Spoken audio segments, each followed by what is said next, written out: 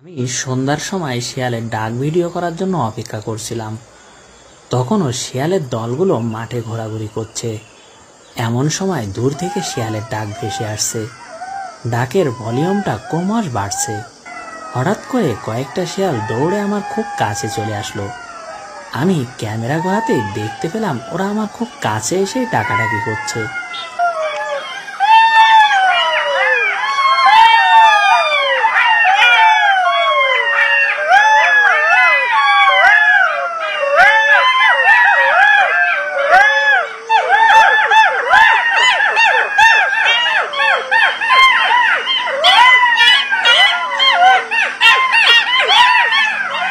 আমি তো ভয় পেয়ে গেছি।